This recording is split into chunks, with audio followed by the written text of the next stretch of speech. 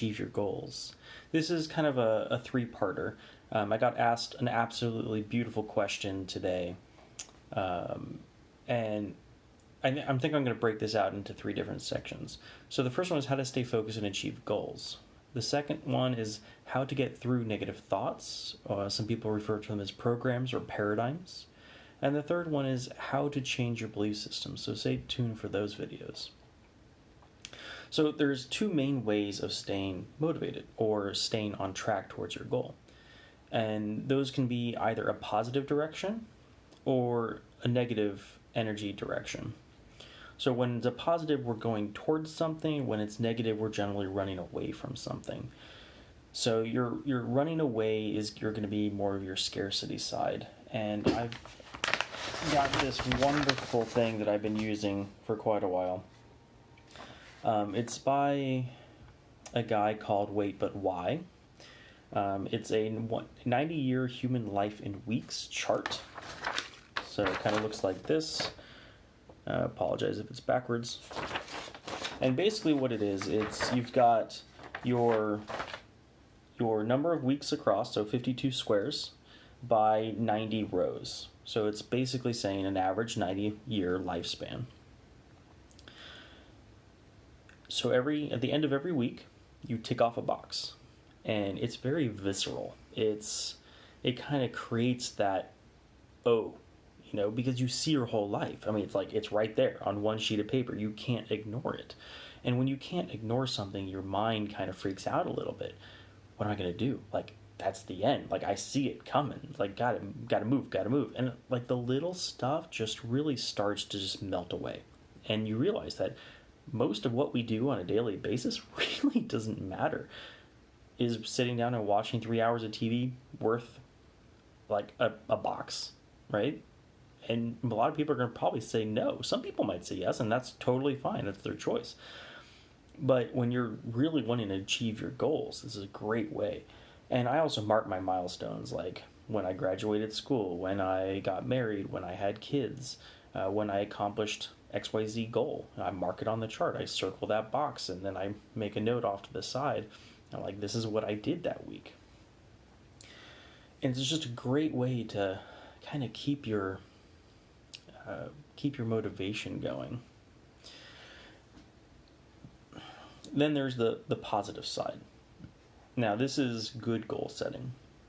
And unfortunately, there's three kinds of goals. There's goals we already know how to do, which aren't really going to do much for us. Right? If you already know how to do it, you're going to continue down the same path in which you were traveling.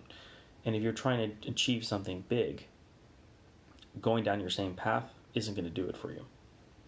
The second layer goal is something we know we can do. Something we already have the knowledge, maybe we probably already have the skills. And although this will increase our lives a little bit, there's no oomph, there's no fuel to the fire, because it's not something we have to progress for. And happiness and excitement really come from two main things, and that's service and it's growth. And if we're doing something we already know how to do, we're not growing. So the goal is not very exciting. You're probably going to lose interest, and you're probably not going to finish the goal.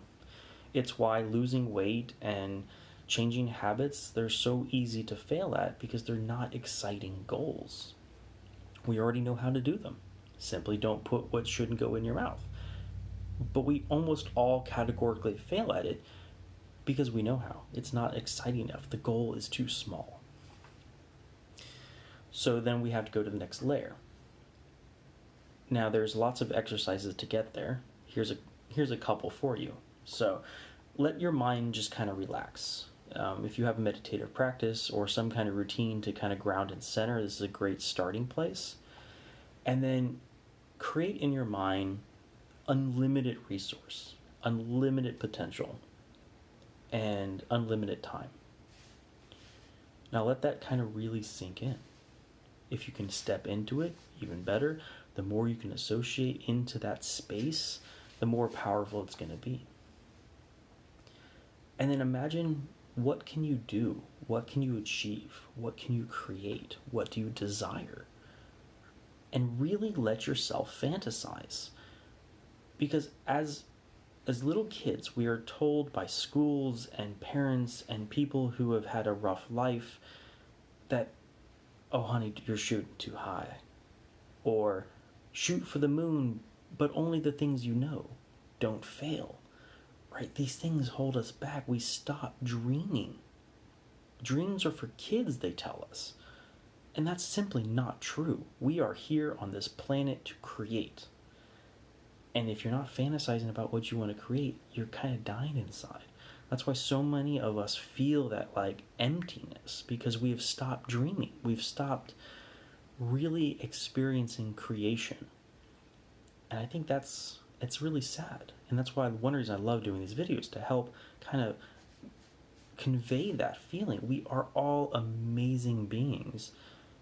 We've just kind of lost that creativity because of programming of society, of the way the world works. But it doesn't have to be that way. We can reattach to what we know is true, and that we're powerful creatures. So who would, after you fantasize that, who is that going to help? How is it going to change the world? And then decide, in that moment, you are able. Everything points to the fact that we are almost limitless. We have the ability to create anything we desire. JFK, let's go to the moon. We did it, right? Everybody's like, that's not possible. It is. We just haven't invented it yet. Or rather, we haven't manifested it yet. Now, after you find out your fantasy, figure out who it's going to help, and then decide in that moment, you're able, you're willing to pay the price. Because hard work, right? Things don't just appear. You have to go make it happen. First we think it, then we go and create it. But you have to pay the price and believe. That's the real trick to it. So find that goal that's truly inspirational and that keeps you motivated. Because you're doing something so grand, you have to develop personally to get there. You have to learn new skills, make new contacts, make more money, grow as a spiritual person, grow as a human being. So it's exciting when you're trying to achieve something like that. Exercise number 2 is a perfect day. It's very similar to exercise number 1 with a little bit of a tweak. So this one's more about visualization of creating your perfect day. I learned this one from Brian Swan. Think about every aspect of your perfect day. Where are you waking up? Who are you waking up with? Where are you in the world? What kind of house do you live in? Or apartment or hotel or wherever? What food are you eating? How are you dressing?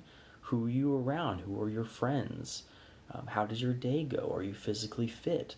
All of these things with as much detail as you can possibly muster, and more than one iteration is probably worthwhile because your mind gets unlocked as you keep doing this.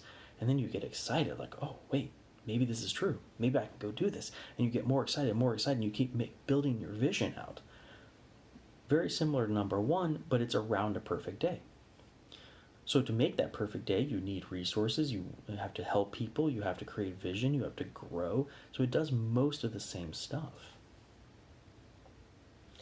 And both of these exercises, whichever one you choose, you have to do it frequently and often. And even better, write it down and keep it on you. Put it in your pocket. And writing is, in my opinion, a little bit better because it's yours, right? Writing is who you are. It transfers something more than digital. It's hard to explain, but it's more of a feeling and personal as well. The other one is time chunking. So after you know what you're looking for, you know what you're going for, you break that down into tinier and tinier pieces so that you can accomplish something in a single day. One of the principles is 1 square foot painting. So if you have a house, right, say a big house, and you need to paint the whole house, thinking about painting the whole house is, for a lot of people, kind of a lock moment. You go, crap, that's a lot of work. I don't really want to do it. But here's the cool thing, right? If you tape off 1 square foot and say, I'm going to paint that square foot today. So you get out the buckets, you get out the rollers, you tape everything off, you put the drapes for that 1 square foot. And then you paint that 1 square foot. And you're like, oh, that wasn't too bad. I'm here. I've got everything out. I might as well keep going. So Mel Robbins talks a lot about, I'm just going to work out for 5 minutes. Everybody has 5 minutes a day, out without question. Just work out for 5 minutes. You got your workout gear on. You're already kind of sweating. You got your heart rate going. You might as well keep going. It's the starting energy that is so difficult sometimes. We get distracted. Life hits us, and we can make an excuse. We make the but. In that moment, you have to have the discipline to say, no, I'm on a path. I've already decided, and you just have to push through it. And that's where the time chunking really kind of comes in.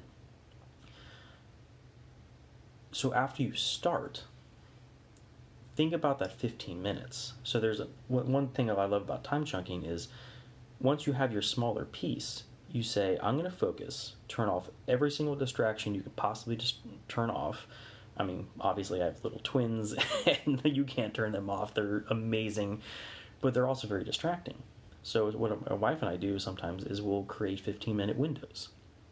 We say, in this 15 minutes, I'm going to focus 100% of my energy on a single task. And that's really important because context switching throws you out of the flow state. And every time you throw yourself out of a flow state, you lose anywhere from 30 to 60 minutes of productivity because then your mind's kind of going back and forth. Context switching kind of comes out of the computer world, but it's also very much present in the human mind as well.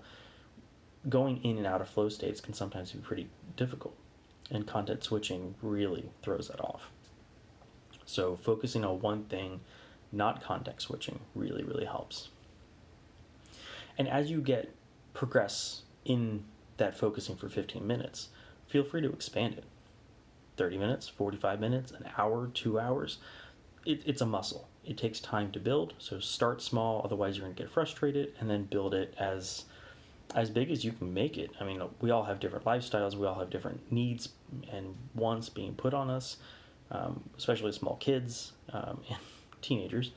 I can't go 2 hours, right? It's just not possible with twins. But I got 15-minute chunks when they're eating or drinking or napping. So sometimes I can even get an hour and a half to 2 hours, but steal those minutes back. Find that 15 minutes. Sit there and focus. The fourth one is meditation. Having a clean, calm mind facilitates all of the above that we were talking about. Having some kind of meditation practice on a daily basis or multiple times a day, the more you can do it, the stronger your mind gets. And meditation is ultimately about bringing your mind to the present and aligning yourself with whatever you need to align yourself to. Your breath, your focus, who you are, and we'll get into that in the future ones, but who you are is really important. Whatever you believe, your subconscious makes true. It's a self-fulfilling prophecy. And your meditation can help bring those things to light, and when you know them, then you can do something about them. I forget where I learned this, but every time you feel something is an opportunity to help go fix it. That's a beautiful thing about the mind. We have neuroplasticity. We can change our brain into whatever we need it to be. So if a negative thought comes up, you look at that thought and you're like, okay, I had that thought, and then release it. You can get really good at that so it doesn't stick. The more it doesn't stick, the more you can kind of push it away and then go deal with it. It gives you an opportunity to heal it. And I can go into more about how to do that in a later session. But I hope this helps. And if there's questions, love to hear them in the comments. Reach out to me personally if you don't want to put a comment. And if you want to work with me one-on-one, totally happy to do that as well. And I look forward to doing the next 2 videos. I hope you guys enjoy. Let me know, and have a beautiful day.